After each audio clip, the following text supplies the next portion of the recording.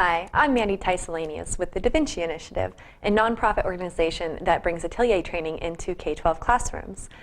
Today, I really want to talk about some of the tips and tricks that we have for having the fortitude to get through a drawing. So atelier training requires a much higher level of focus and much more time spent on a single drawing than most people are used to doing today. And because it takes so much longer to really take a drawing all the way to a finish, that that these are extremely challenging skills to learn and take a long time to learn with a lot of practice, sometimes we need just some help to keep ourselves focused and keep our mind in the game.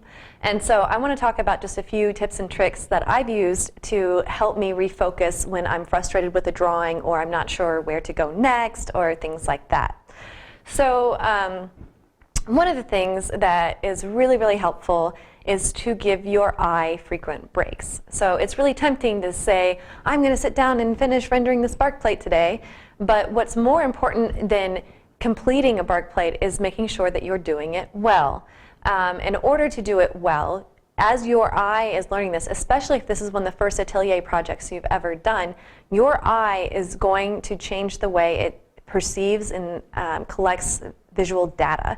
And at some point, I know for me at least, I got really confused when I was doing my first few projects because my eyes wouldn't focus sometimes, and it was a really strange experience because my eyes were learning how to see in a different way, and they were learning how to be used in a way that they'd never been used before.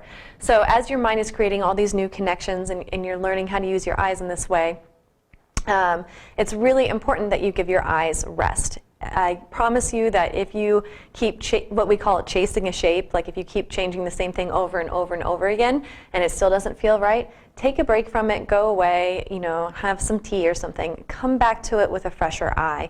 A lot of times even sleeping on it overnight and coming back the next morning will help you identify what's going on in that drawing. Another thing that you should do is ask your friends for help, or anybody. They can be your enemy too. It's just that someone, even if they're not atelier trained, they can often spot something that feels funny in your drawing, even though they don't know why or what's wrong with it. So inevitably, in my own studio practice, a friend with absolutely no knowledge of art whatsoever will be like, "Oh, that's a funny looking arm," or something like that. And they may not be able to tell you how it's funny, but they have this ability to understand and see that something's not quite right. So use your friends, your acquaintances, the passerbys to help identify things in your drawing that still need to be targeted for improvement.